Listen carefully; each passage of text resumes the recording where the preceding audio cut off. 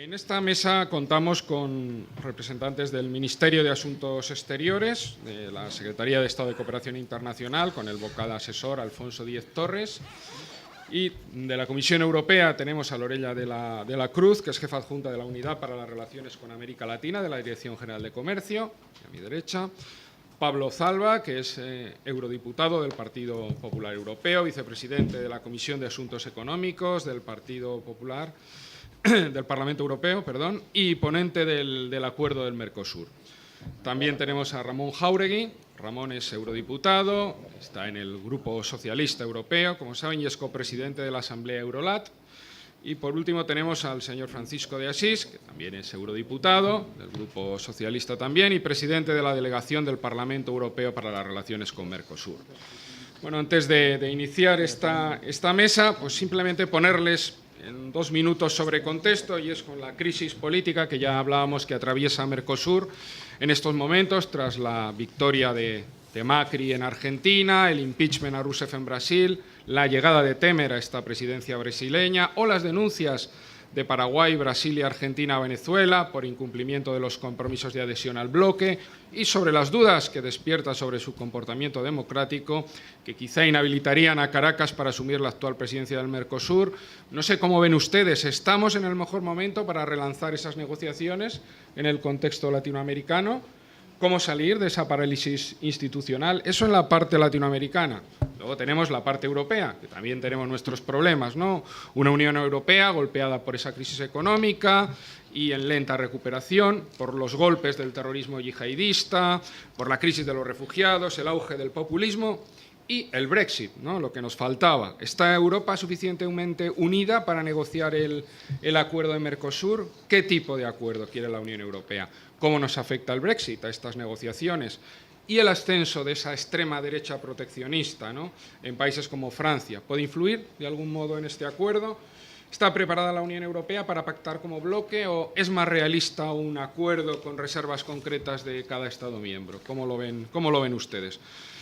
Y bueno, me dejo alguna pregunta más en el tintero para después. Y tiene la palabra, en primer lugar, por parte del Ministerio de Exteriores, el señor Alfonso Díez Torres. Adelante, 10 minutos cada uno, le ruego. Buenos días y gracias por la invitación.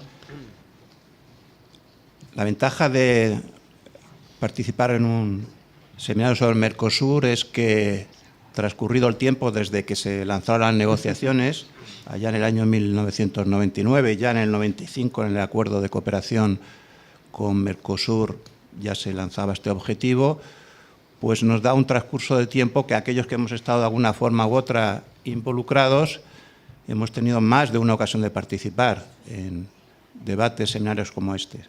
Yo lo he hecho tanto en Madrid como en Buenos Aires, en Argentina, donde estuve los 5 últimos años destinado. Yo recordaba que en uno de ellos participaba, o más bien acudía a una conferencia de la Asociación de Argentinos de Industriales, en el que el expositor, al hacer su presentación, nos sorprendió un poco con una diapositiva.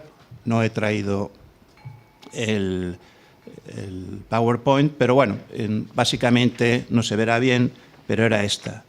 Era la figura de Carlos III y debajo un texto en el que básicamente se refería a la pragmática de Carlos III, por la cual se impedía entonces por la metrópoli a las colonias el poder elaborar manufacturas para preservar el monopolio del comercio de Castilla.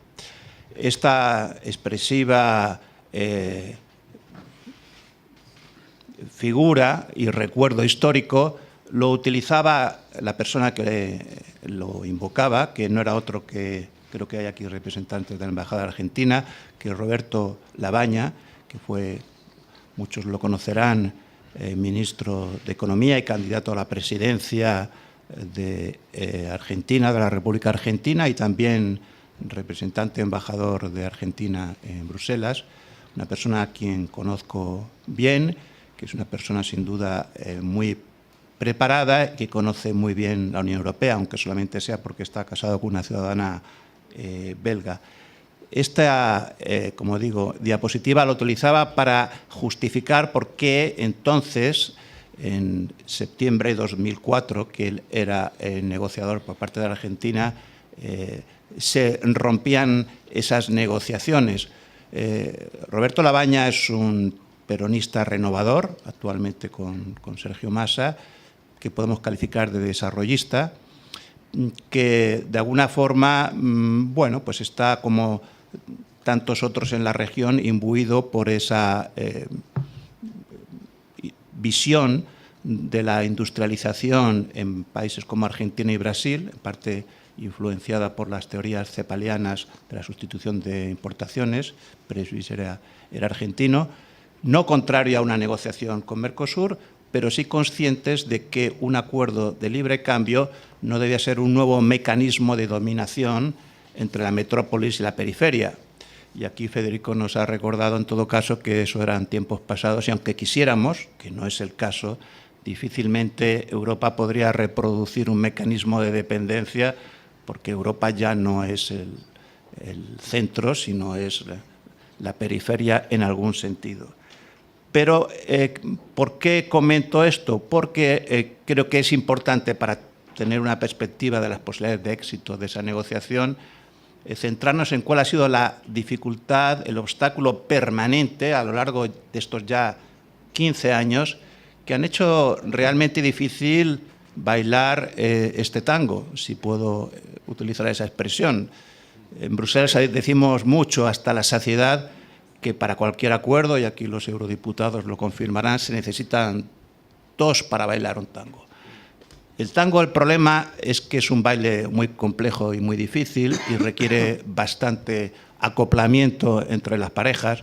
No es un baile arrabalero, como algunos piensan, nacido en los suburbios de Buenos Aires.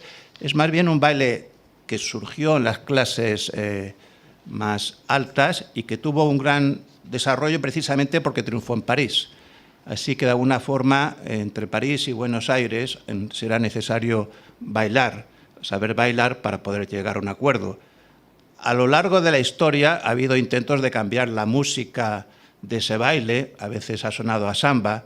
En realidad la samba ha estado muchas veces bajo el paraguas de esa supuesta oposición, y digo supuesta porque habría que profundizar, pero ha sido muy funcional durante tiempo, yo lo viví en directo. El kirchnerismo era el gran enemigo del acuerdo y, en cierto modo, muchos en Europa, hay que decirlo con cierto sentido crítico, estaban muy confortables porque, lo ha dicho Federico, siendo Argentina el malo de la película, qué necesidad de resolver los problemas de fondo que esta negociación planteaba. En definitiva, ni tango ni samba, la impresión que da es que a veces esta negociación es más bien un rave berlinés, donde cada cual baila de forma un poco autómata y sin pareja, eso sí, hasta bien avanzada la madrugada, porque 20 años de negociación nos ponen ante la pregunta de si realmente la situación actual varía para hacer posible esa negociación que conduzca a un éxito. Si uno piensa en las coyunturas políticas, conviene recordar por qué en 2000, precisamente en el año 2000, se lanza esta negociación. Evidentemente había un factor de que había una estrategia de la propia Comisión, el comisario Marín, donde la relación con América Latina estaba basada en 3 pilares, que era el diálogo político, era la cooperación, pero también era esa red de acuerdos de asociación con un componente comercial, sin duda, que se iría tejiendo poco a poco entre la Unión Europea y América Latina. Pero había un factor que presionaba para avanzar en esa vía, que a veces se olvida.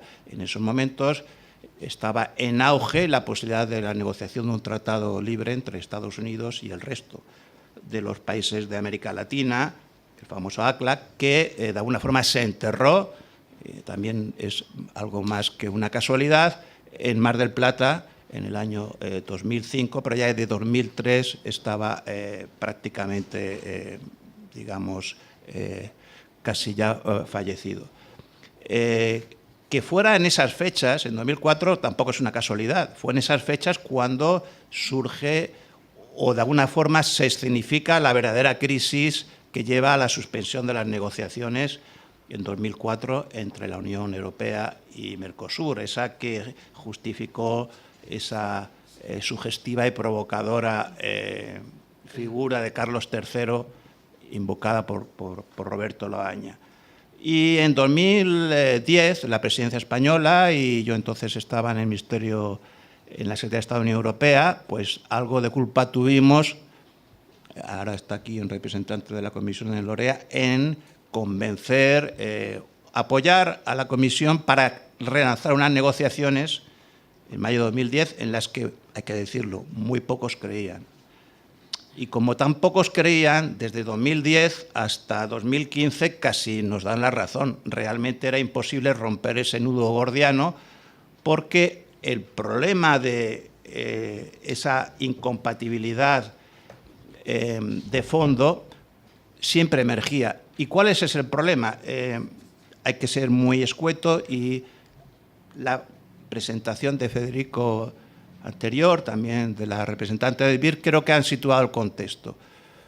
Obviamente esto depende de muchos factores, como pueden ser la coyuntura económica y las perspectivas, la situación global que se ha expuesto, la situación interna de cada bloque, la situación política, pero fundamentalmente, seguro que Lorea me da razón, depende de algo evidentemente, que es de la estructura, evolución y composición del comercio entre ambas partes. ¿Y cuál es la característica principal de la composición del comercio que ha ido aumentando, dicho sea de paso, hasta triplicarse en los últimos 10 años? Es verdad que China ha irrumpido y, por tanto, la participación europea es menor en porcentaje, pero en volumen ha aumentado, se ha triplicado, lo cual es para matizar ciertas afirmaciones muy derrotistas. La principal característica es la complementariedad. ¿Y qué quiere decir la complementariedad? Bueno, pues que efectivamente parece como el mundo ideal. Los países de América Latina exportarían fundamentalmente materias primas, bien sean productos agrícolas, que es casi un 50% de sus exportaciones, o minerales y combustibles, otro 25%. Y por el lado europeo, fundamentalmente productos manufacturados, y que, sobre todo transporte, etcétera, y productos químicos, que es casi el 75% en total. Y esa complementariedad, que no la hay con otras partes de las regiones, pues sería virtuosa para generar flujos comerciales realmente positivos. Pero ahí, precisamente, en esa complementariedad, en esas ventajas comparativas, según la teoría clásica mercantilista, se convierte